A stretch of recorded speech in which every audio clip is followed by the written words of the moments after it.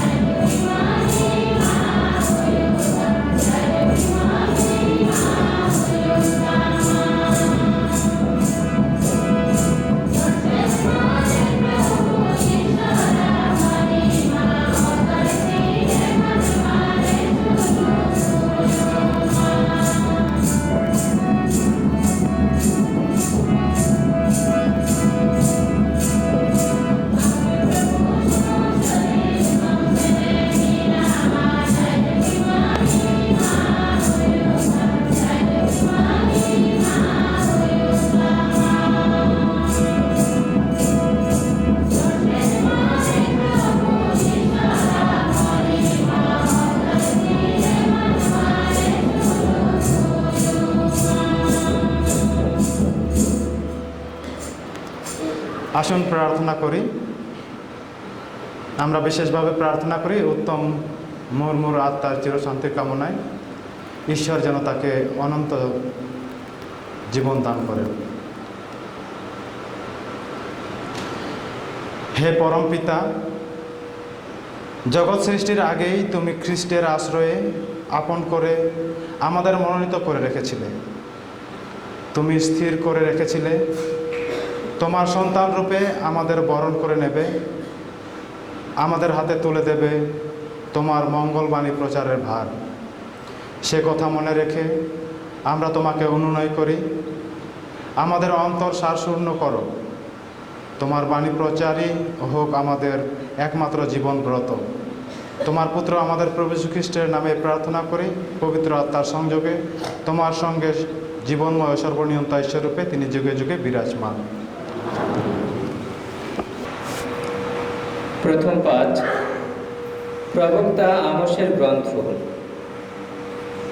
Bethell মন্দিরের যাজক আমাজিয়া একদিন প্রবক্তা আমোসকে বললেন, ওহে দৈবদ্রষ্টা, এখান থেকে সরে পড়ো, জুদিয়া দেশেই পালাও, সেখানে গিয়ে রুজি রোজগার করো, তোমার প্রবক্তাগিরি সেখানে চালাও। কিন্তু এই বেথেলে তোমার প্রবক্তাগিরি আর চলবে না, কারণ এটা রাজকীয় পুণ্যধাম, রাজার নিজস্ব মন্দির। উত্তরে আমোস তাঁকে বললেন, আমি তো প্রবক্তাও ছিলাম না, কিংবা কোনো প্রবক্তা দলের কেউ ছিলাম না। আমি ছিলাম সামান্য এক রাখাল, আর ডুমুর গাছের যত্নও নিতাম। কিন্তু ভগবান পালের পিছন থেকে আমাকে ধরে নিয়ে এলেন, আর তিনি আমাকে বললেন, যাও, তুমি আমার জাতি ইসরায়েলের কাছে গিয়ে ঐশ্ববাণী ঘোষণা করো। এই হল প্রভুর বাণী। ধুয়ো, ওগো দয়াল, দেখাও তোমার করুণা। যিনি স্বয়ং ঈশ্বর ভগবান, তার বাণী শুনতে চাই আমি। তিনি শান্তির বাণী উচ্চারণ করেন তার আপন জাতির কাছে, তার ভক্তদের কাছে। যারা তাকে সম্ভ্রম করে তাদের ত্রাণের লগ্ন আর দেরি দূরে নেই। আমাদের এই দেশ ভূমিতেই হবে তাঁর মহিমার অধিষ্ঠান। ধুয়ো, প্রভু দয়া, দেখাও তোমার করুণা। করুণা ও বিশ্বস্ততার হবে সম্মিলন, ধর্মময়তা ও শান্তি বাঁধা পড়বে অষ্টবন্ধনে। ভূতল থেকে বিশ্বস্ততা হবে অঙ্কুরিত, আর ধর্মময়তা স্বর্গ থেকে নত হয়ে দেখবে তখন। ধুয়ো, ওগো দয়া, দেখাও তোমার করুণা। শ্রেয় সুখ দান করবেন স্বয়ং ভগবান, আমাদের ভূমি দান করবে তার আপন ফলভার। ধর্মময়তা হবে প্রভুর অগ্রণী, শান্তি তাঁর পদাঙ্কের হবে অনুগামী। ধুয়ো,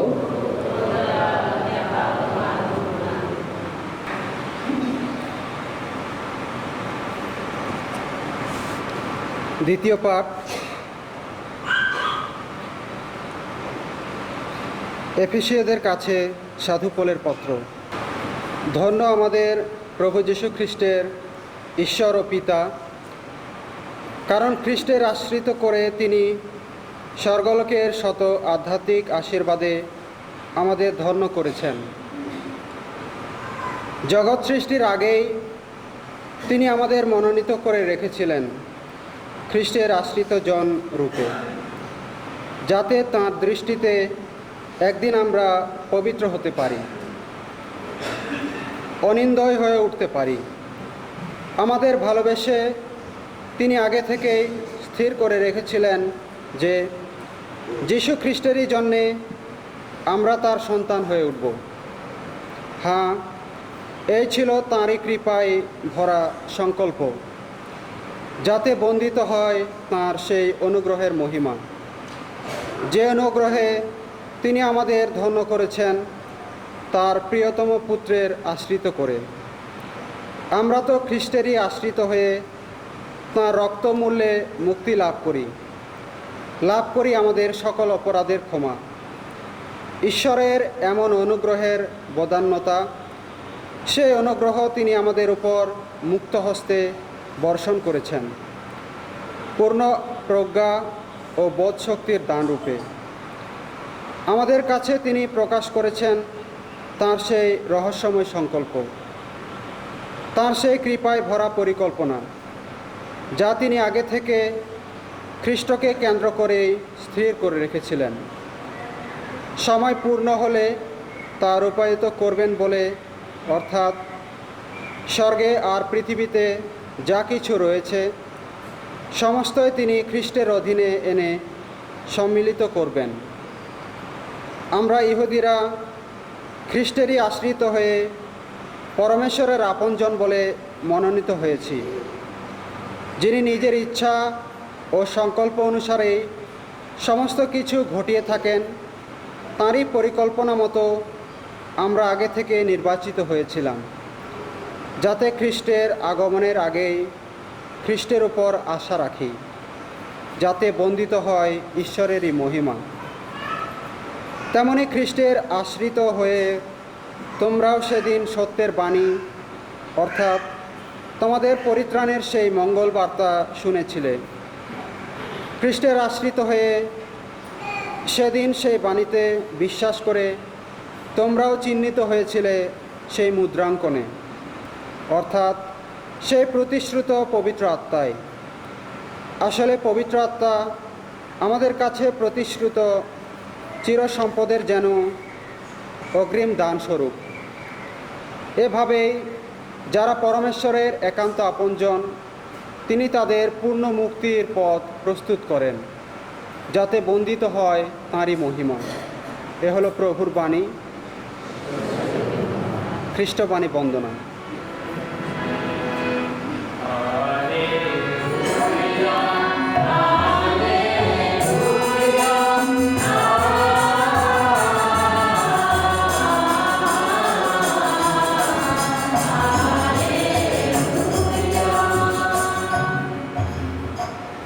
শোনো, তোমরা ঐসব বাণী গ্রহণ করো, মানুষের বাণী বলে নয়, বরং পরমেশ্বরের বাণী বলেই তা গ্রহণ করো, কারণ সে বাণী সত্যিই তাই।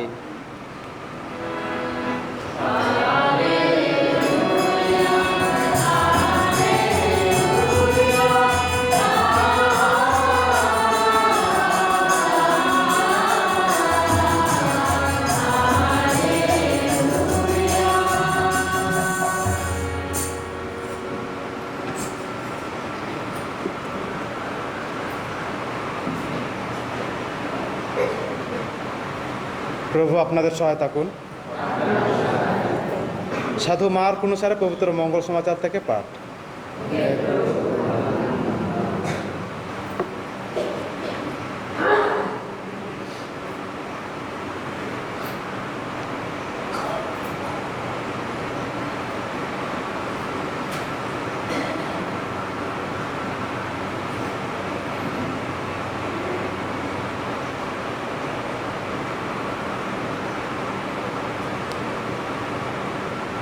একদিন যিশু তার সেই 12 জন শিষ্যকে কাছে ডাকলেন।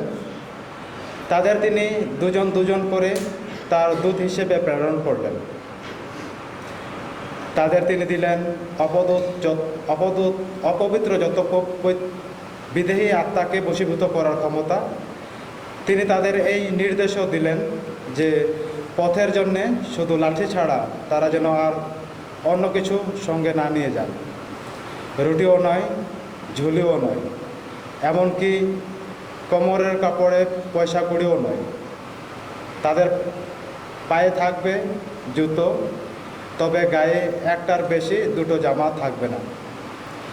যিশু আরও বললেন, যে কোনো জায়গায় যদি তোমরা কোনো বাড়িতে আশ্রয় পাও, তাহলে ওই জায়গা না ছাড়া পর্যন্ত তোমরা সেই বাড়িতেই থাকবে।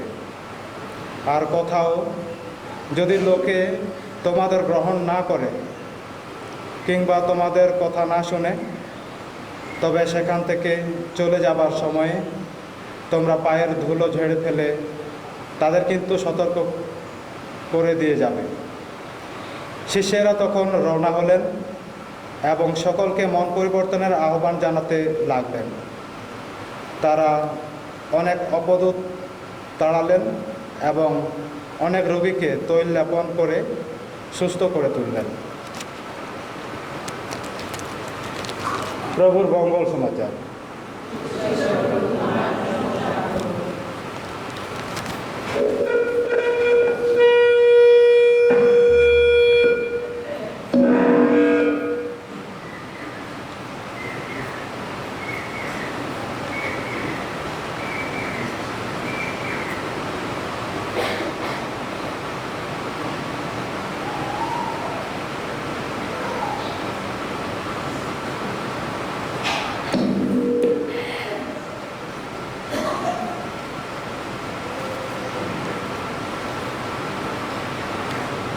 খ্রিস্টেতে প্রিয়জনেরা, ঈশ্বর সর্বশক্তিমান, সব কিছুর অধিকর্তা, সব কিছুর সৃষ্টিকর্তা। তিনি চান আমরা যেন তার এই সুন্দর সৃষ্টির যত্ন নিই আর সকল মানুষকে ভালোবাসে, তাদের মঙ্গল করি। ঈশ্বর চান আমরা যেন উদারভাবে তার কাজে সাহায্য করি, বোঝা মনে না করি। প্রথম পাঠে আমরা শুনেছি ঈশ্বর আমোসকে কিভাবে তার মনোনীত জাতি ইসরায়েলকে দেখাশোনা করবেন বা পথ দেখাবেন। অনেকেই কিন্তু তাকে গ্রহণ করতে চায়নি। তাকে বলেছে, তুমি আমাদের এখানে প্রবক্তাগিরি করো না, এখান থেকে চলে যাও, আমরা তোমাকে চাই না। কিন্তু তিনি ঈশ্বরের কাজ মনে করে এই কাজটি চালিয়ে গেছেন। তিনি স্বীকার করেছেন নম্রভাবে যে তিনি একজন রাখাল ছিলেন, তিনি পশুর পালক ছিলেন। সেখান থেকেই তিনি উঠে এসেছেন, কারণ ঈশ্বর তাকে মনোনীত করেছেন। আর ঈশ্বরের কাজ মনে করেই তিনি এই কাজটি পরিচালনা করেছেন, অর্থাৎ ইহুদি জাতিকে তিনি পরিচালনা দান করেছেন। তাই আমরা অনেক সময় এরকম অনেক ধ্বংসস্তূপের মধ্যে থেকেও ঈশ্বর যখন চান যে কোনো পরিবেশ বা পরিস্থিতি থেকে আমাদেরকে তুলে নিয়ে আনেন। আর মঙ্গলবাণীতে আমরা লক্ষ্য করি যিশু ঈশ্বরের ন্যায় তার কাজ পরিচালনার জন্য তিনি একজন 12 সদস্য বিশিষ্ট শিষ্যমণ্ডলী গড়ে তোলেন। আর দুজন দুজন করে তিনি গ্রাম লোকালয়গুলোতে পাঠিয়ে দেন বাণী প্রচারের উদ্দেশ্যে। তারা যেন যায় শূন্য হাতে, ধনী হয়ে বা শক্তিশালী হিসেবে নয়, নম্র হয়ে নিজেদেরকে যেন বিলিয়ে দেয়, যেন ভালোবাসা প্রকাশ পায়, কথায় নয়, কাজে ও জীবন আচরণের। পাপী মন পরিবর্তনের জন্য যেন তারা কাজ করে, তারা যেন রোগীদের সুস্থ করে তোলে। এভাবে তারা একে অপরের কাছে ঈশ্বরের ভালোবাসা প্রকাশ করবে, একই সাথে ঈশ্বরের উপস্থিতি তাদের মাঝে প্রকাশ করবে। দ্বিতীয় পাঠে আমরা লক্ষ্য করেছি ঈশ্বর আমাদের পবিত্র জন রূপে এই জগতে সৃষ্টি করেছেন, এই জগতে প্রেরণ করেছেন, যেন আমরা পবিত্র হয়ে তার সাথে বসবাস করতে পারি, যেন তার পবিত্রতা প্রকাশ করতে পারি, আর এভাবে তার দত্তক সন্তান হয়ে উঠতে পারি।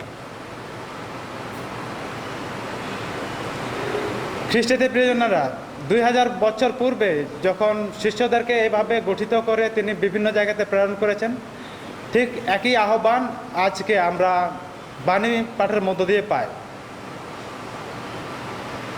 আমরা যেন সেই শিষ্যের নেই, 12 জন শিষ্যের নেই, আমাদের বিশ্বাস, যে বিশ্বাস দীক্ষা স্নানের গুণে পেয়েছি, লাভ করেছি, সেটা যেন একে অপরের কাছে প্রকাশ করতে পারি, সাক্ষ্যবাণী ঘোষণা করতে পারি। যিশুর পুনরুত্থানের বাণী সকলকে শোনাতে পারি। যিশু যে আমাদের জন্য, আমাদের পাপের জন্য মৃত্যুবরণ করেছেন, যন্ত্রণা ভোগ করেছেন, মৃত্যুবরণ করেছেন, আবার তিনি বেঁচে উঠেছেন, পুনরুত্থান করেছেন। এই বাণী যেন সকলকে শোনায়। যারা পাপের মধ্যে, হতাশার মধ্যে বা রোগ শোকের মধ্যে জীবনযাপন করছে, তাদের কাছে যেন আমরা সেই ঈশ্বরের বাণী বহন করে নিয়ে যাই, তাদের পাশে থেকে তাদের নিরাময়তা দান করি। আমরা এই জগতে যেমন খালি হাতে এসেছি, আবার আমাদেরকে খালি হাতে ফিরে যেতে হবে পিতার কাছে। সেই বার্তাও আমাদেরকে এই মঙ্গলবাণী দান করে। তাই খ্রিস্টেতে প্রিয়জনেরা, আমাদের শেষ সম্বল হিসেবে শুধু সেটুকুই থাকে আমাদের সৎ জীবন, ধর্মময়তা, আমাদের বিশ্বাস ও ঈশ্বরের সাথে আমাদের সুসম্পর্ক। আর এটি প্রকাশ পায় মানুষ, আমাদের পাড়া প্রতিবেশী, ভাই বোনকে ভালোবাসার মধ্য দিয়ে। তাই আসুন এই অমর বাণী আমাদের জীবনে ধারণ করে আমরা যেন সুন্দর জীবনযাপন করার মধ্য দিয়ে সত্যিকার শিষ্য হয়ে উঠি।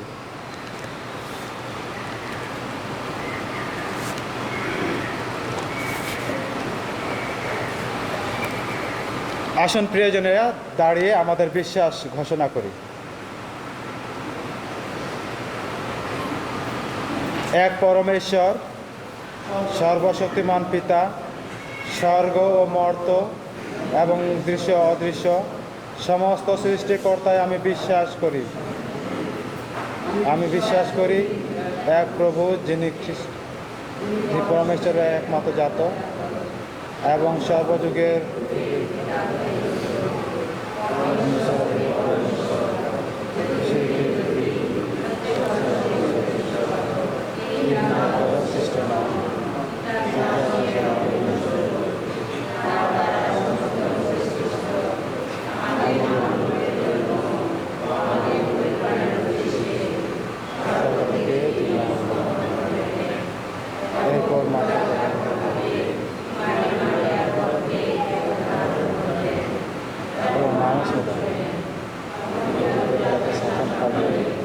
আমাদের জন্য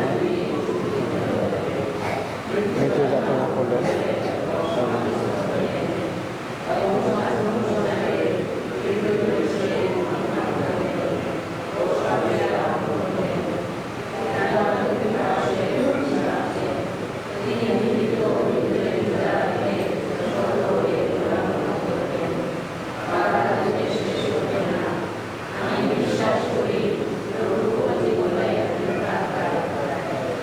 যিনি পিতা ও পুত্র হতে সম্ভূত, পিতা ও পুত্রের সাথে সমভাবে আরাধিত ও গৌরবান্বিত। তিনি প্রবক্তাদের মধ্য দিয়ে এক পবিত্র সার্বজনীন ও পৈতৃক মণ্ডলীতে আমি বিশ্বাস করি। আমি পাপ মোচনার্থে এক দীক্ষা স্নান ঘোষণা করি।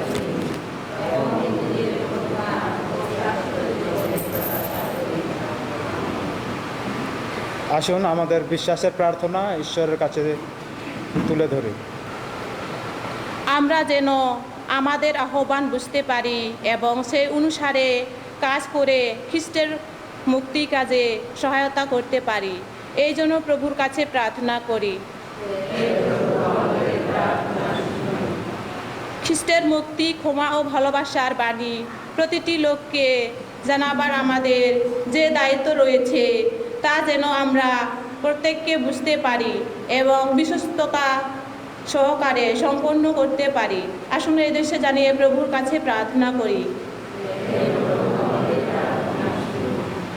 অভাবী, দুঃখী ও নির্যাতিত মানুষ যেন তাদের প্রতি আমাদের সেবা যত্ন ভালোবাসার মাধ্যমে ঈশ্বরের মুক্তি, দয়া ও ভালোবাসার পরিচয় লাভ করতে পারে। আসুন এই দেশে জানিয়ে প্রভুর কাছে প্রার্থনা করি।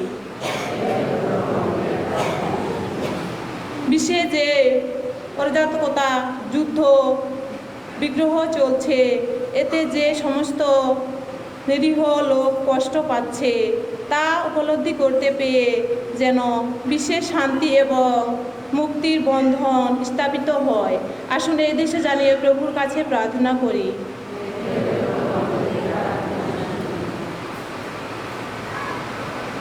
অতিবৃষ্টির কারণে অনেক জায়গায় বন্যায় কবলিত হয়ে মানুষ কষ্ট পাচ্ছে। আমরা তাদের জন্য প্রার্থনা করি ঈশ্বর যেন তার বন্ধু মহলের মধ্য দিয়ে, তার মনোনীত মানুষদের মধ্য দিয়ে এই সকল মানুষের সেবা যত্ন নিতে পারে। আসুন এই উদ্দেশ্যে প্রভুর কাছে প্রার্থনা করি।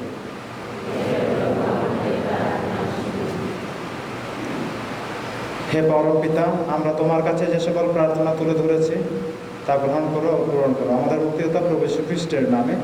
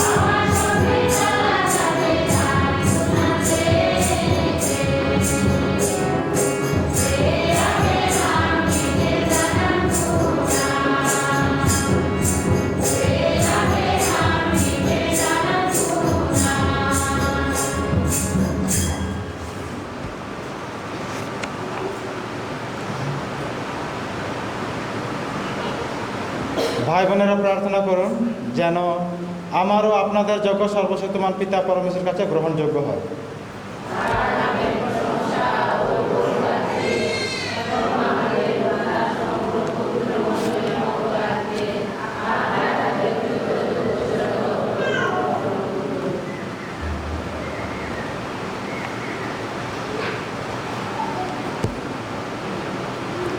হে পরমেশ্বর, তোমার ভক্তমণ্ডলীর এই পূজা নৈবেদ্য গ্রহণ করে প্রসন্ন হও। তা প্রসাদ রূপে ফিরিয়ে দিয়ে আমাদের অন্তরে নব পবিত্রতা বিকশিত করো। আমাদের মুক্তিদাতা প্রভু যীশু খ্রিস্টের নামে।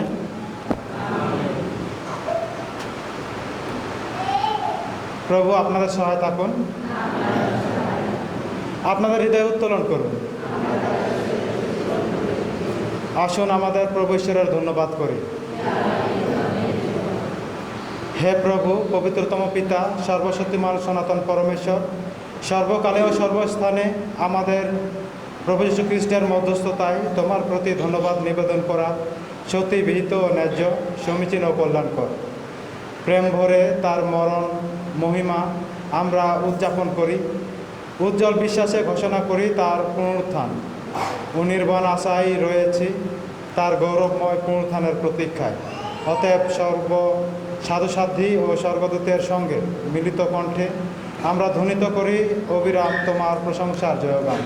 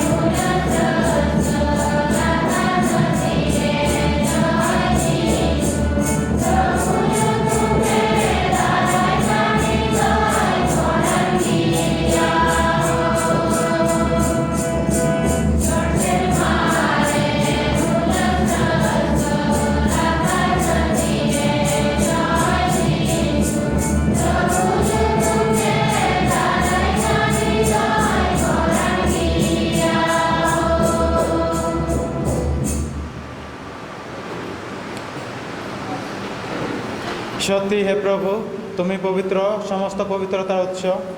অনুনয় করে শিশির বর্ষণের মতো তোমার আত্মার প্রেরণে এই উপহার পবিত্র করো, যেন তা আমাদের জন্য আমাদের প্রভু যীশু খ্রিস্টের দেহ ও রক্তে পরিণত হয়। মৃত্যু যাতনায় স্বেচ্ছায় সমর্পিত হওয়ার ক্ষণে তিনি রুটি হাতে নিলেন এবং ধন্যবাদ জানিয়ে তা ভাঙলেন এবং তার শিষ্যদের দিয়ে বললেন, নাও, এ থেকে খাও সকলে, কেননা এই আমার দেহ, যা তোমাদের জন্য সমর্পিত হবে।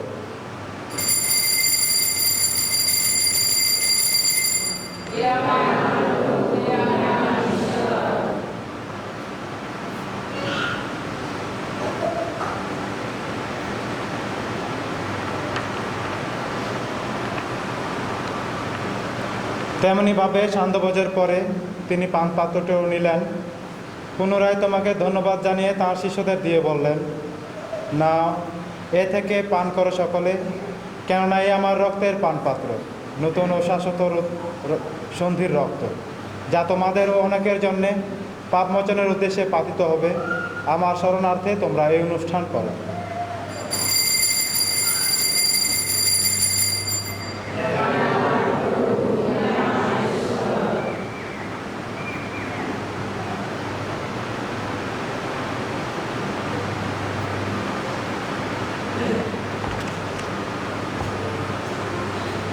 আসুন বিশ্বাসের রহস্য ঘোষণা করি।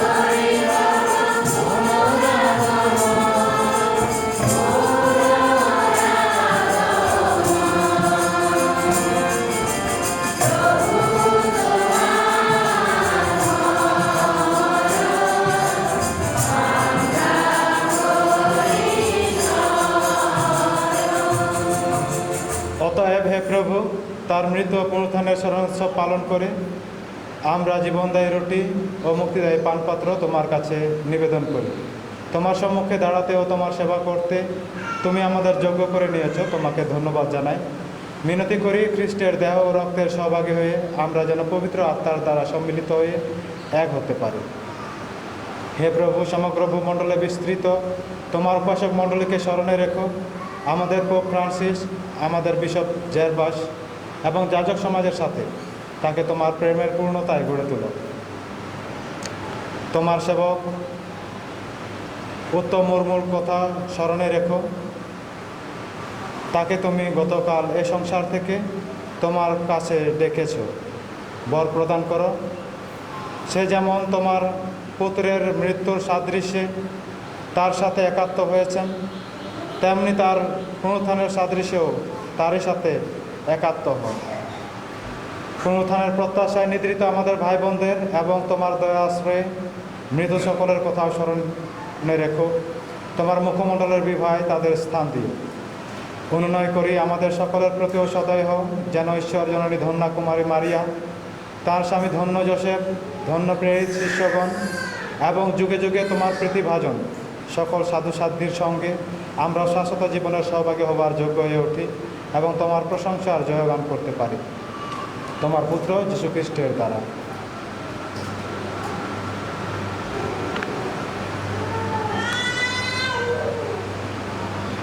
তার দ্বারা, তার সঙ্গে, তারই মধ্যে পবিত্র আত্মার সংযোগে হে সর্বশক্তিমান পিতা পরমেশ্বর, সমস্ত গৌরব তোমারি, তোমারি সমস্ত মহিমা যুগ যুগান্তরে।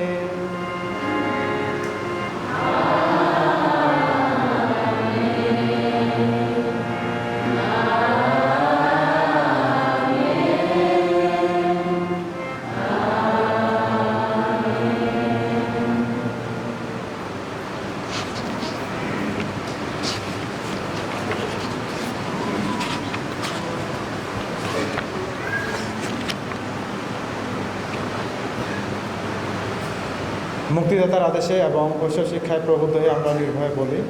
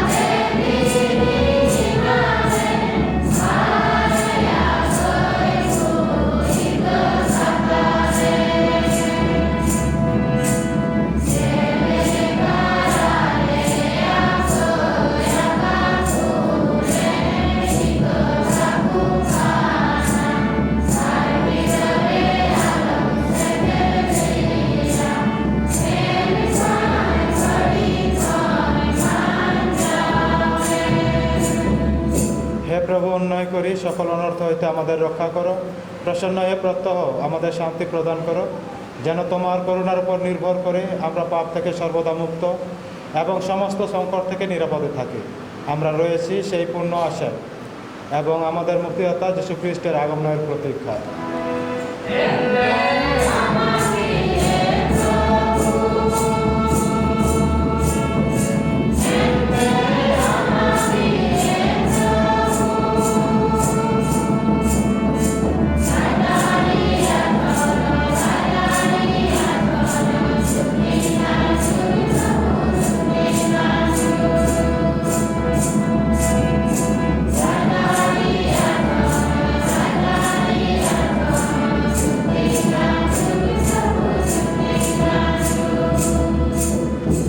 হে প্রভু শ্রীখ্রিস্ট, তুমি তোমার প্রিয় শিষ্যদের বলেছ, আমি তোমাদের কাছে শান্তি রেখে যাচ্ছি, আমারই শান্তি তোমাদের দান করছি।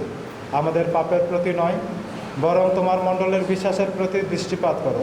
প্রসন্ন হয়ে তোমার ইচ্ছা অনুসারে তাকে শান্তি ও একতা প্রদান করো। তুমি জীবিত আছো ও রাজত্ব করছো যুগে যুগান্তরে। প্রভুর শান্তি সর্বদা আপনাদের মধ্যে বিরাজ করুক। আসুন পরস্পরকে খ্রিস্টের শান্তি প্রদান করি। শান্তি।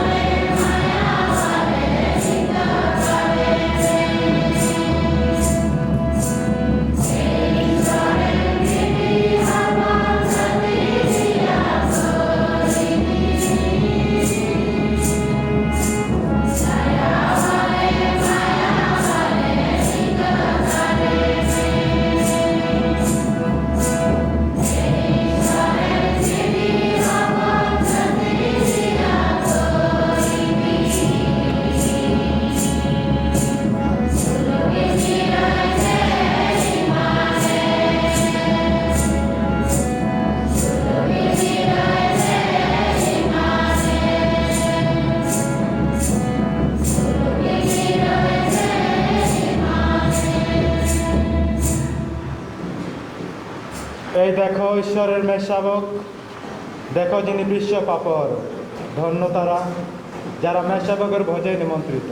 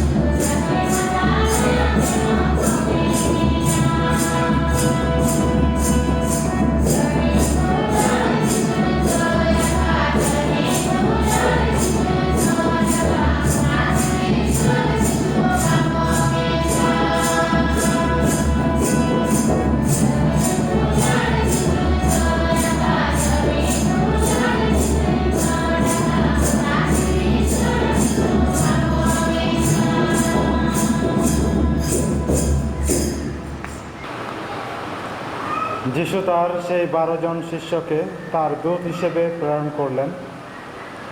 তারা গিয়ে সকলকে মন পরিবর্তনের আহ্বান জানাতে লাগলেন। আসুন প্রার্থনা করি।